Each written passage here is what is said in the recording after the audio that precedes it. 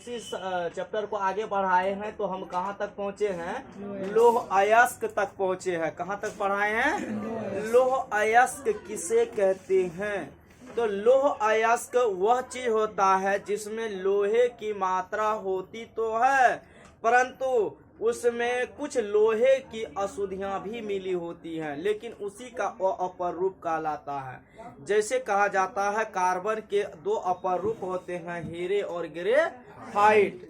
उसी प्रकार से लोह अयस्क सबसे पहले हम जानेंगे कि हमारा इस ज्योग्राफी में, भूगोल में लोह अयस्क क्या होता है, लोह अयस्क किसे कहते हैं, या लोह अयस्क क्या होता है। हम लिखे हैं लोहा आधुनिक सभ्यता की रीढ़ मानी जाती है। लोहा जो है आधुनिक सभ्यता की रीढ़ मानी जाती है। इसका मतलब ये हुआ कि जिस चीज में लोहा नहीं हो वह अधूरे होता है। जिस प्रकार से एक सुंदर से शरीर में सारे हड्डियां खींच लिया जाए तो तुम्हारे हाथ और शरीर लचर पचर होंगे, न खड़ा हो पाओगे, न बैठ पाओगे, और ना ही क्या कर पाओगे, कुछ कर पाओगे।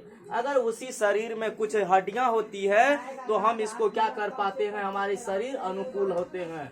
उसी प्रकार से लोहा जो होता है Fe, लोहा का संकेत क्या होता है? Fe। लोहा जो है हमारे आधुनिक सभ्यता का रीढ़ है। रीढ़ मतलब हड्डी है। अगर आधुनिक सभ्यता में लोहा न हो तो कोई भी संसाधन या कोई भी वस्तु अधूरे माने जाते हैं। यह उद्योग की जननी है। जननी उसे कहते हैं जो जन्म देता है, उसे जननी कहते हैं। हमारी माता हमारे लिए जननी है, चूंकि हमें संतान के रूप में उन्होंने जन्म दिया है। अर्थात जितने भी उद्योग धंधे हैं उसमें लोहा न हो तो वह उद्योग धंधा संभव ही नहीं हो सकता है।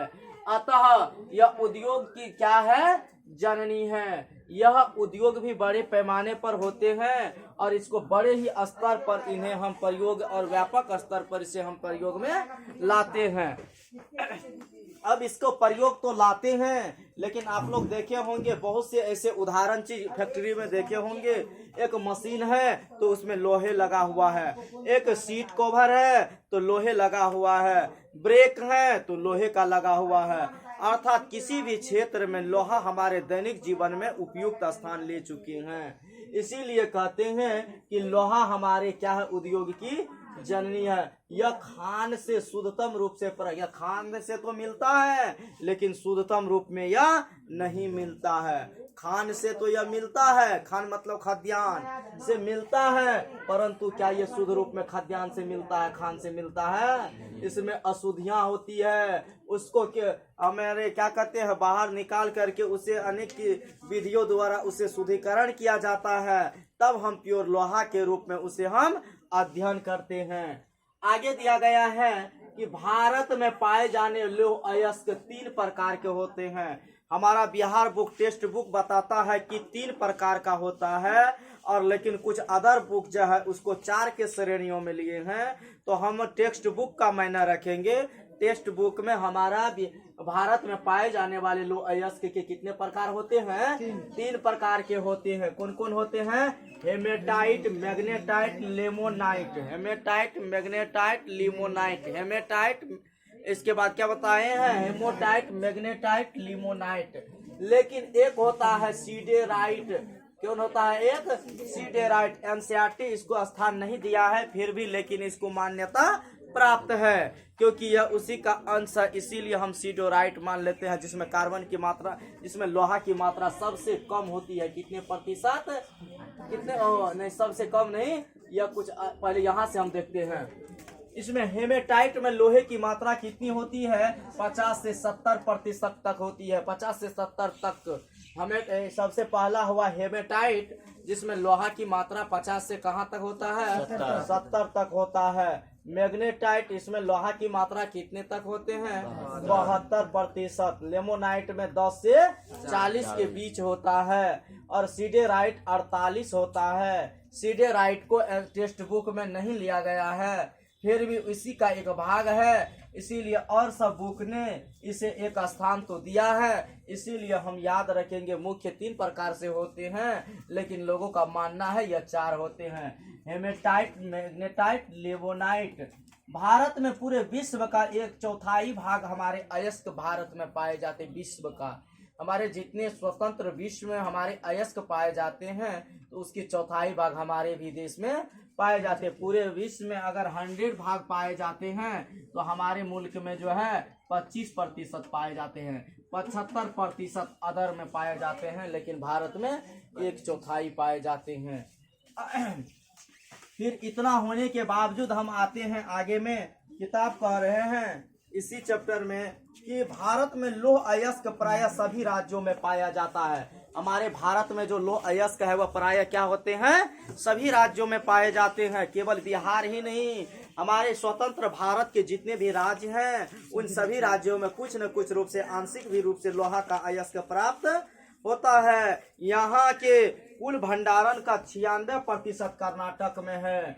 हमारे कर्नाटक कहाँ पर है रे? भारत में है कि उड़ीसा में? कहाँ पर है? भारत में। कर्नाटक किसकी राजधानी है?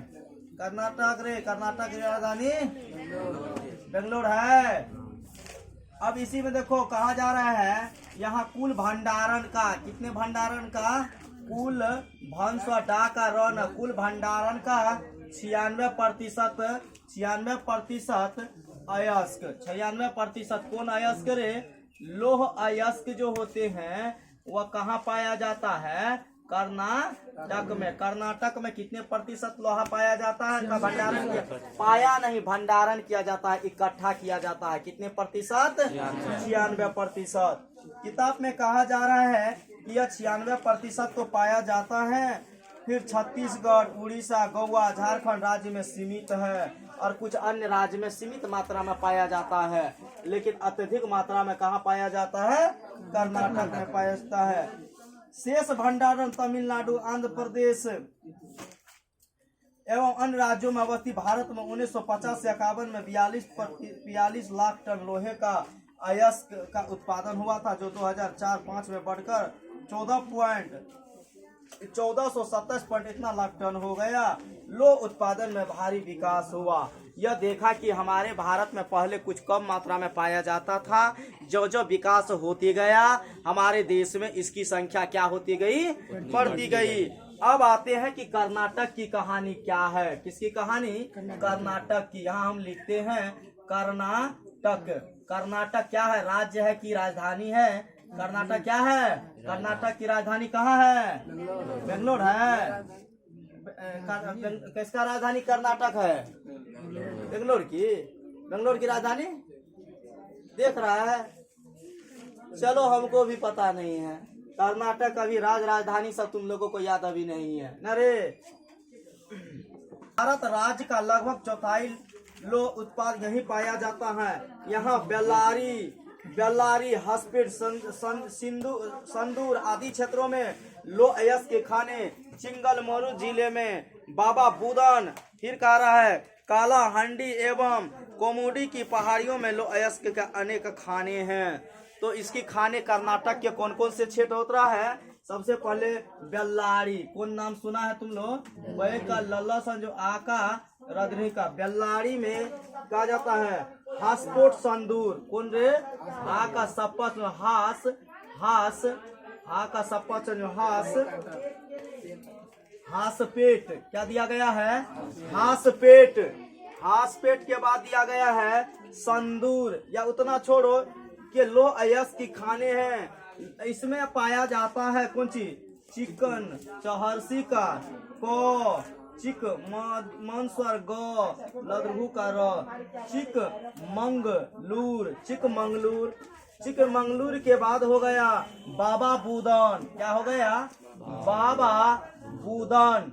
क्या कहलाया? बाबा बुदन। क्या कहलाया? बाबा बुदन। बाबा बुदन के बाद काला हंडी। क्या कहलाया रे? काला हंडी। इसके बाद हो गया काला हंडी के बाद हुआ केम, मकेम न कुडी। केम का मकेम केम न के कमन केमन गुड्डी क्या कहलाया?